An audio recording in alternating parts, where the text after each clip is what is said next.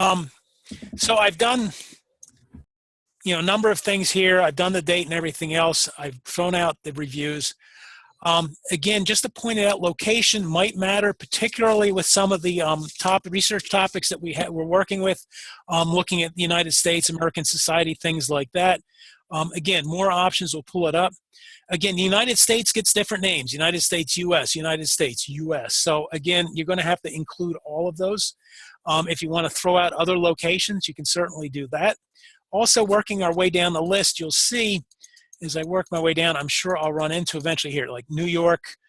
You'll notice cities, towns, San Francisco, California. Again, when you're looking at the United States, sometimes the articles, the information focuses nothing but San Francisco. It's still part of the United States, and what goes on in San Francisco, you might easily be able to translate to the country. But since the article focuses on just one location, the assignment for the article is a single location. So just by asking for United States, you might miss a few other things. So I suggest you kind of work your way down and include everything. Sometimes, there are other countries that could work for you as well. Thinking about the society and say England, it's, or Canada, somewhat similar to what's in the US. A country like, say, India or China, the societies are a little bit different, and maybe they're too dissimilar to kind of bring them into your discussion, into your research. So again, something to work with. Right now, I'm not going to work with those. The last one I want to talk about, I save it for last because this is where you do the most work, but you kind of want to brush away all the things you know right away, and that's subjects. If I click on subject once again, I'll get the drop down. We're going to go for more options. And from here, again, thinking back to our subjects of nonconformist and society, those are the words we put in. I want to select the topics that immediately jump out to me. This is reflexive. Don't really think very hard about these things. If you see something, and as soon as you see that word, you go, yes, you click include. You see something, and you immediately go, that's off the mark, wrong, you click exclude. If you have to kind of go first in your head, leave it alone. You don't have to check everyone, and actually I would not try to check everyone. Also, when you see things like literary criticism, I see things like that, books, films, anything that talks about other formats of information, I throw those out because they're going to be talking about a film, a play, a poem, things like that. And again, I want real information on the screen. I don't want to necessarily find out about another piece of information. I have to go elsewhere to look. Also, here's books. I'll throw that out as well. Also, you can use this tool to help you focus your research. Sometimes you don't know exactly what you want. I mean, nonconformists in society, that's pretty broad. And we're going to need to focus down a little bit before we actually, write the paper. This can help me focus a little bit. I'm seeing politics showing up. I'm seeing religion showing up. Here's Christianity again. Other things that are kind of focusing on my different aspects of the topic. I may be able to, kind of focus my research then. Maybe I'm interested in a religious nonconformists. Here's women showing up. A gender component may be showing up as well. And as I work my way down the list, again, poets and writers, poetry writers, novels, I can throw some of these things out. Again, here's a gender component showing up, religious history, other things are showing up, political things showing up again.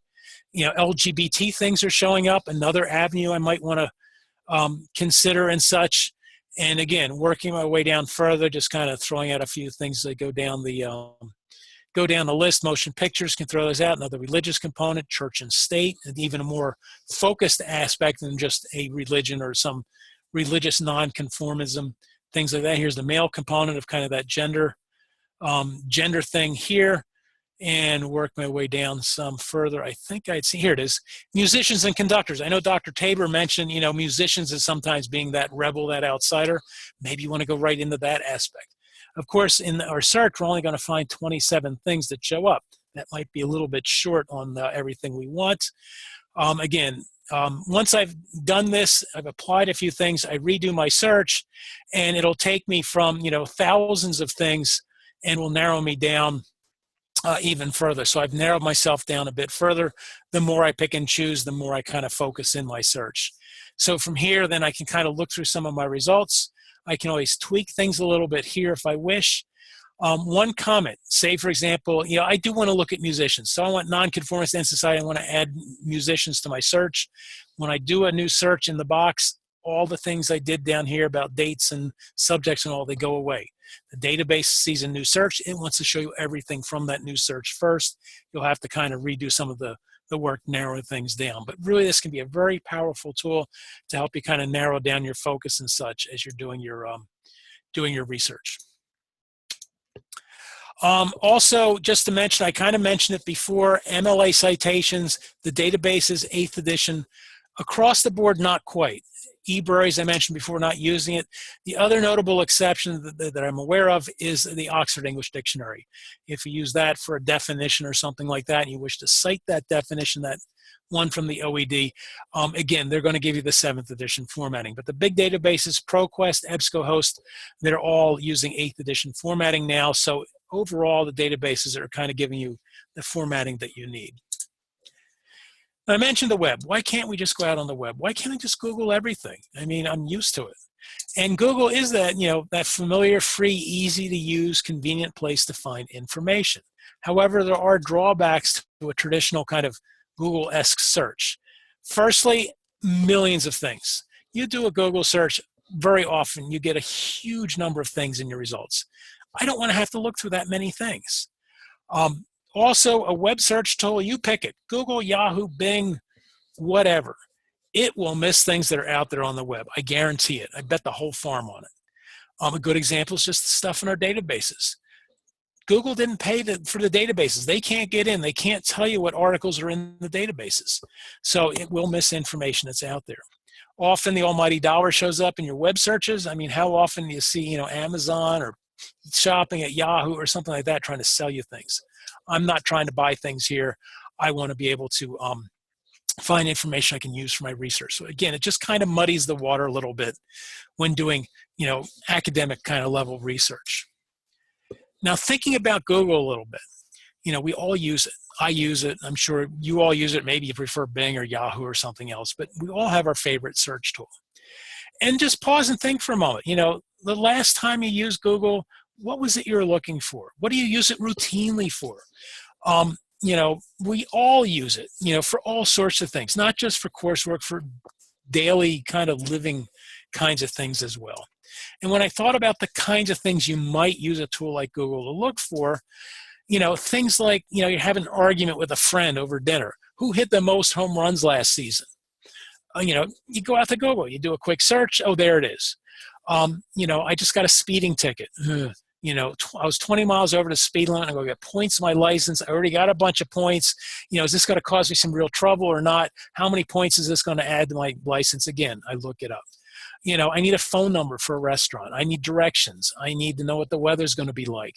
I need to know what time the movie starts tonight.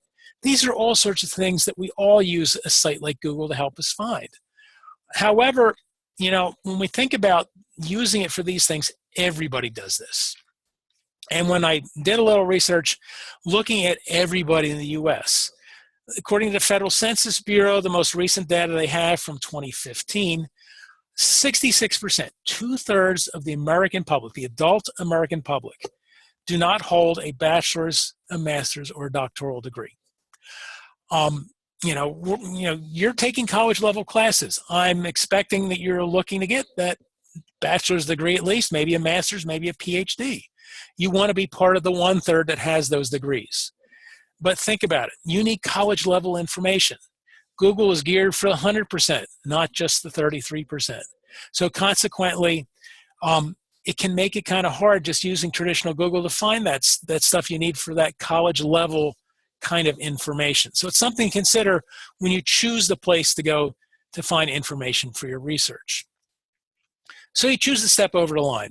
I'm going to use Google. I'm going to find some information for my research. There's some things to consider.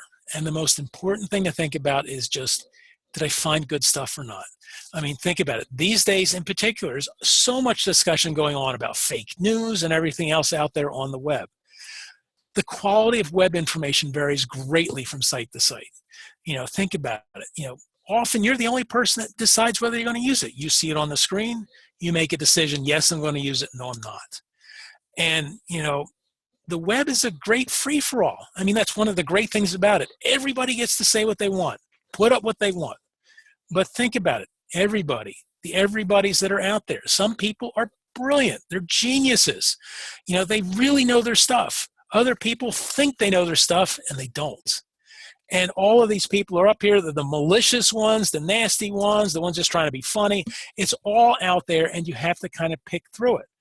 And, you know, when you're doing research for coursework, you want good, high-quality information that's reliable, correct, all that kind of stuff. So what do you do? Evaluating your information. These 5 criteria work well when evaluating information on the web. Firstly, accuracy. Are you looking at accurate, reliable information? Is there any way you can tell? You know, did the website actually check and make sure they type things up correctly? I mean, if I see a website with a lot of typos in it, you know, it's starting to wave a yellow flag at least saying, hey, watch out here. There may be some problems with the information contained at this site. Often it's hard to tell whether, you know, where their facts came from, if they even, you know, wrote them up correctly. Authority, who's giving me the information? Am I getting information from a qualified, reliable, credible, accredited source? Who's giving me this information? Am I hearing from, you know, a head of the history department at the University of Illinois on a history topic, or am I getting medical information from Bob? And I don't know who Bob is other than his name's Bob, and he gives you medical information. You know, what is their qualification? What are their credentials? Objectivity, is there any bias built into the information? You know, are they trying to sell you something? Sway opinion, I mean, gee whiz. Look at anything, you know, politically, you know, related these days, very opinionated stuff out there. You know, social issues, abortion, gun control, homelessness, another, you know, issue that has some very strong opinions about what do we do about it, how's it, you know, affecting society and everything else. So again, you know, you got to look out for these things. You know, looking at the About Us page, things like that. You know, is this organization, you know, pro-choice, pro-life? You know, things like that. Currencies, the information new enough? That's a relative term. How new is new? It depends on your research. I mean, if you're looking to find out the latest in, you know, medical treatments, information that's a few years old may already be too old. You know, other things, you know, historical view on something, you know, 10, 20-year-old web information, plenty new enough. Finally, coverage. Are you getting enough information? Again, a relative term, how much is enough? You know, am I trying to write a, you know, 10-page term paper at the end of the semester and I need a lot of information, or do I just need to give a quick paragraph or two to, you know, turn in, you know, for a smaller assignment? So again, some things to help you when you're looking at that information. Now, we want to find the scholarly stuff on the web, and we just want to talk about one place that you can consider for that, and that's Google Scholar. Google Scholar, some of you may have used it in the past. Google Scholar is, you know, from the Google family of informational sources and such, and it attempts to pull together scholarly information in one searchable spot on the web. Now, when they built Google Scholar, it was built from the ground up differently. They just didn't say, well, we have these billions of websites we know on Google. Let's just cherry pick out the ones that are, you know, scholarly, and we'll put them over here and just search there. They went beyond that. They contacted the publishers of scholarly information, journals, books, things like that, and said, maybe we have access to your information to include in this new search tool called Google Scholar. Many publishers chose to do this. They're like, yes, we want people to find our information and use it. That's what we do this for. Now, when the publishers gave access to Google to include it in kind of the database that you search, they did not necessarily include it for you to access full text. Google Scholar makes a great extra resource. It's not always my first go-to place for looking for scholarly information. I have access to databases. I usually 99% of the time start there. I encourage you to start there first. Nice closed system, good high quality system. It works well. But if I can't find what I need, I find an article that's abstract only, not the full text in the database. I'll step over to Google Scholar. Sometimes I can find the full text through a Google Scholar search as well. Google Books are built into Google Scholar, so sometimes you'll find a book on your subject right there for you to look at as well. Great, added information. Most books that are older, published before 1923, generally available to you full text right there on the screen. 1923 is kind of a cutoff year for copyright in the United States, so things before that rarely have any sort of restrictions left on them. So that can be helpful as well. There are drawbacks to Google Scholar. The one I find most concerning is just what is scholarly according to Google Scholar. Google makes kind of a very generic, kind of vanilla statement about, what the criteria are, but it's pretty broad, pretty general. And sometimes when I'm looking at things in Google Scholar, I look at things and go, this just doesn't quite meet my definition of scholarliness. So if you do run into something in Google Scholar that's kind of a little, not quite what you're used to, check with your instructor before you use it in the paper. Wouldn't want you to get dinged a few points for not using, the level of information you're looking for and such. Always a good idea to kind of check ahead of time if you're unsure. Full text, limited for free when it comes to Google Scholar. So, on average, about 1/3 to 40% I see full text in Google Scholar. Other than that, generally not available in its entirety on the screen. It can be hard to focus in Google Scholar. All those things I showed you where we did the subjects and the document types and the dates and everything else, Google Scholar doesn't have as robust an interface, and it makes it hard to kind of focus in, particularly if I'm kind of struggling, in exploring my topic a little bit. I really like using the databases for that. When I know better what I'm looking for, then I can get into Google Scholar and I'm a little more successful in my searches there. Scholar.google.com. That's the address you use to get there. I'm going to step out real quickly and just show you a few things within Google Scholar if you haven't used it in the past. Google Scholar, again, looks a lot like plain old Google. I can put in my my search terms here, and homelessness and self-identity. I put self-identity in quotation marks and want those locked together. And now I get my results up on the screen. Over here to the outside, these are the full text articles. These are the links I can click on to actually view full text articles. 1, 2, 3. It looks like I got 3 things in my results here. Usually there are about 10 things that show up in an average list, so about 1/3 I'm getting full text. Sometimes you'll find like this JSTOR article. JSTOR is kind of an interesting database. They make a lot of their full text available for free, but not all of it. Our library subscribes to JSTOR as well. And consequently, Google kind of knows what the college subscribed to database-wise. This live link may not be available to you if you're off campus because it's not one of the freebies from JSTOR. It's part of the subscription version instead. Sometimes you'll see like a ProQuest database thing show up as well. So sometimes you might see that show up where you're on campus. The whole article was there. I go home. It's not there. That's what's going on, just to give you a heads up on that. From here, I can kind of work my way down the list. No place to call home, cultural homelessness, self-esteem, and cross-cultural identities. Ooh, that title sounds kind of neat. Let me look at that one further. If I click on the title, it'll step me into it. It's not one of those ones available full text, but the publisher gives me some information here. I get all the basic information, dates, the name of the journal, the article, title, all that kind of stuff. Below, we have the abstract. I can get a better sense of what's going on. What do I do to get the full text? Well, if I kind of look around a little bit further, oh, here we go. They want me to spend $39.95 or $35.95 to actually access this article. $36 to see one article. No, folks, don't pay that money. If you run into these things, and there are a decent number of scholarly publishers out there that will charge money. I mean, you get down to maybe about $14. That's about the cheapest I've seen. For scholarly journals, you can get up to $40. I can't say I've seen many more than that, but kind of that 14 to 40 in most cases. Don't spend the money, folks. I've run into students, and talking with them that have done that in the past. I will get you this article. I know for a fact, I already checked, it's not in our databases, but I haven't looked online. I might be able to find it, I know rocks to look under online that are, maybe not everybody looks under, so I might find it out there. If I have to, I will find a library that has this article. I'll get a copy made. I'll get it here for you to use. So please, folks, don't spend the money. Just ask. I'm a go-to guy for information. That's my main role is just to get you the information you need so you can do the work that you need to do and be a successful student. With the web, bottom line, buyer beware. There's a lot of information out there, but not everything. And as anyone and everyone can put it up, the quality is going to vary greatly. And again, we're looking for that kind of academic, scholarly level of information for coursework. A traditional Google search may not will give us that, but it makes, throws in all that other stuff, makes it a little cumbersome to use. Often you're the only person to evaluate it. It's between you and the screen. So, if you're not sure, please, I'd be glad to discuss it with you. If you want, we'll pull up the website, look at it together. I'll point some things out that I think are worth noting. Ultimately, I do leave the decision in your lap. I won't say, yes, use it, no, don't. I'll say, well, it looks pretty good. It's credible, and the credentials are there and everything else, or it's not, or watch out, there's some bias built in, whatever it might be. Be glad to help you with that if you ever need that assistance. As I said before, there's a lot of information out there. There's only so much time. And I do want to give one final plug for books. Books are a great source of information.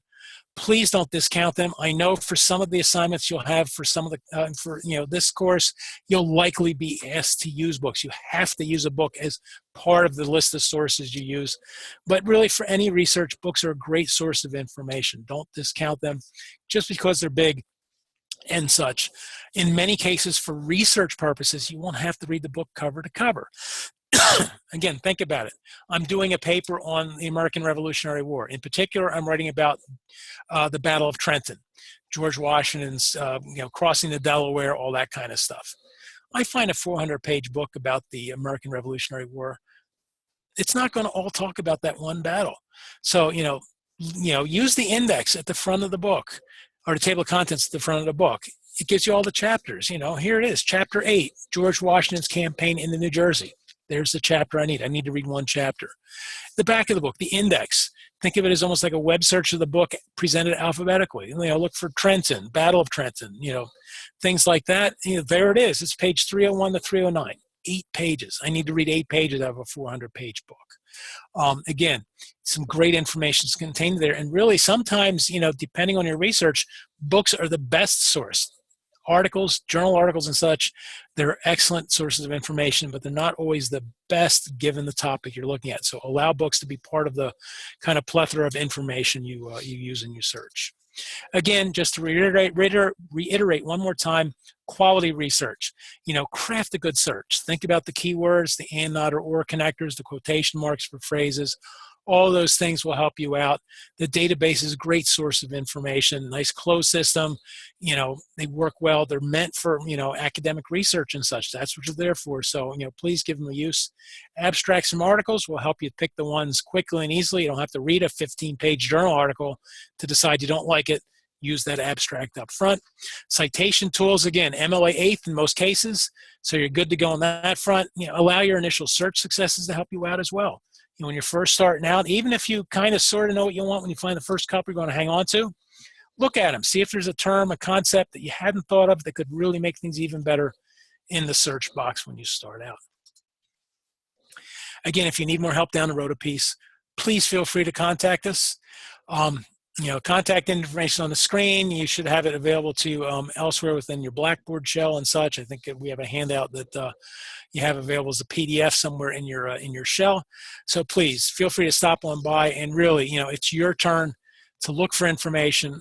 I'm here as a resource to help you out, really all of us in the library. That's what we're here to do, to get you the information you need so you can do a good job and be successful in your coursework. With that, I'm going to cut out my sharing here. If anybody has any questions, be glad to answer them at this time. So how do I stop sharing? Let's pause, stop sharing. Stop sharing, there we go. So if anyone has any questions, now would be the time to ask. You could unmute your speakers and ask them, or if you want to just type it in the chat screen, that's fine too. Anyone have anything they want to know that wasn't covered? Everybody's been able to get into the resources and such, no problem from access from home or remotely from the campus, accessing databases, things like that. I have one question. Yes. I have one question. Is library open next week? We're open next week. Our hours are a little more limited than during the regular semester. We're open from 9 to 5, Monday through Friday. 9 to won't- 5 Monday through Friday. Monday Okay. through Friday. We will be open this weekend. On Saturday, we will be open because classes are running this Saturday. The following Saturday, we will be closed for the break. That's right. I think Monday technically is the first day of spring Technically, break. Monday's the first day Yeah. of spring break. So this Saturday, we're Yeah. open regular hours because we have classes running and such. And then just Monday through Friday, 9 to 5 and such here at West Windsor. James Kearney Campus Library will be open kind of similar hours as well. Right. So if somebody's down in Trenton and wants to get into the library there, it's also available for you to use down there. And then the following week, we're back to full hours with evening hours and everything else. And I'm going to ask another. I know this is a really stupid question, but I'm going to ask it anyway. If we have materials that are from the county libraries, and maybe we've picked it up at West Windsor at the bigger College. campus, the college, the West Windsor campus, we can return them at the James Kearney campus library. It still goes back out. Certainly. Okay, it's all. Yeah, Yep. I just want. Yep. Yeah. Either place you return it and it gets back into the system and just kind of works its way out back to the public library. No problem. Right. Because equally, we can also request items, and they will also be delivered to James Kearney campus if we're closer to that campus than we are to the West Windsor one, too. Yeah, and actually, I'm glad you mentioned that. One thing, if anybody's sending things down to the James Kearney campus and they want to pick it up there, I said Tuesdays and Fridays are when we receive things. Everything's delivered to West Windsor first. Anything going to James Kearney then gets sorted out, gets put into interoffice mail, and gets sent down to James Kearney. Usually, there's a day delay in that happening. So Tuesday and Friday. So Wednesday and Monday is generally when things will show up down at the Kearney campus because of the delay. If you really, really need it fast, you let us know, call up the library, say, hey, I got something coming in. I asked to have it picked up at Kearney. We can usually try to work out something to get it down there that day. It's just, it's not the usual routine, and, the interoffice mail usually doesn't, work that quickly. But if it's needed, we want to get it to you. So, ask and we'll make it happen. That was my questions. I don't know if Tina or Jackie, you have any comments or anything else about research in general, or the resources we talked about, or your assignments, or anything that folks need to be aware of or know about, or anything like that. Go ahead, Jackie. Yeah, I don't have anything to add, unless my students, I know I just got, who was that, just chatted. Caitlin was asking about, she's having trouble narrowing the search. So, Caitlin, I'll talk to you individually. Maybe I can email you after this to give you some ideas for narrowing your search. Unless, Martin, do you have any suggestions in general about sort of narrowing down a search? Well, I kind of talked about it a little bit when I was in the ProQuest Central. If you have some general ideas of the avenue you want to go, like I did, nonconformist in society, when you kind of use those advanced searches, and after you kind of thrown out the things that are too old and the reviews and those sorts of things, if you then kind of look in that subject listing, that can be really helpful. A lot of students, when I've shown that and worked with them with it, they find that pretty helpful, because when you go down the subjects, you pick the ones that are the must-haves, the absolutely don't wants. You kind of leave everything else alone. But, as you look through that list, a lot of times you'll see different kind of avenues that these kind of more nebulous terms kind of go down. In the example I had up a couple moments ago, there's a religious component, a gender component. Sometimes you find, there's an age component, children versus adults, or something like that. Or there's a geographic component. They seem to be, there are things that are unique to the United States that are different somewhere else in the world. There are all sorts of different avenues that can go, you might find yourself going down. But looking at all the subjects and kind of allowing yourself to kind of notice those as well, you may run into, get some ideas. And once you've kind of narrowed down the search by picking and choosing there, look through the results you get in that final search after you've done the subjects. A lot of times that kind of will help, kickstart things a little bit too. So that's kind of my advice. Okay. Thanks. And, Caitlin, I can talk to you individually just about your own topic and kind of helping you narrow it down a little bit. But I think that's some good advice. Yeah, and I want to make the shameless plug for like office hours, right? Because this is how we do office hours with Zoom. at least in my sections, and it enables, we can literally share screens as we did tonight. And I've had a number of times where students we've worked just on trying to find sources at office hours in this very same kind of environment. So I for my students and for all of you with your instructors, I would encourage you to, this is one of the nice things about Zoom, because it's this kind of Skype interface, but it enables this dialogue. And I found it to be useful for doing this kind of work if you just need help with research. And of course, let me just say, you can go see a librarian in their natural habitat. When you walk in, there they are, and you can go in and ask questions. And really, questions can be big questions. They can be simple questions. I'm right. in my natural habitat. That's yes. That's how they all look when you walk in. You can go see it for real. Just like the zoo. But anyway, no bars in our yeah, they're free range.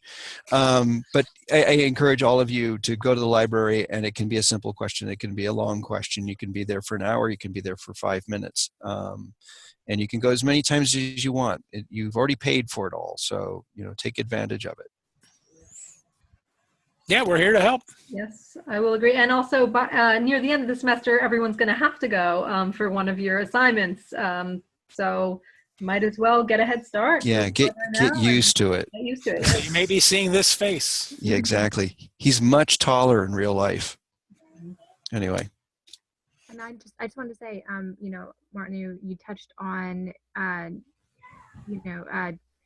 using different words in your searches, and so I like to encourage y'all to keep a word bank as you're doing your search for your topic, and looking at synonyms, and if homeless isn't, the word homeless isn't coming up with the results you are looking for, homelessness or United States versus America and such. So that's really important to not get fixated and kind of narrow focused on one word as you're doing your search for research for your sources.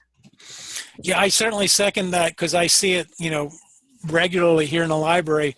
Student comes in, they have the blinders on, here's the paper, the assignment written by my instructor, and they say nonconformist. That's the only word I can use. They wrote it on the paper. I can't think of any of the, I can't even consider other words. I haven't run into nonconformist in a problem, Jack. But, okay. But I have run into people that say it's on the have insisted we stick to just the words on the paper with the assignment and such, and really that's not what it's all about. The assignment tells you what you need to work on, but really it's not meant to kind of lock you into just certain keywords and such in your searching. It's more concepts and ideas.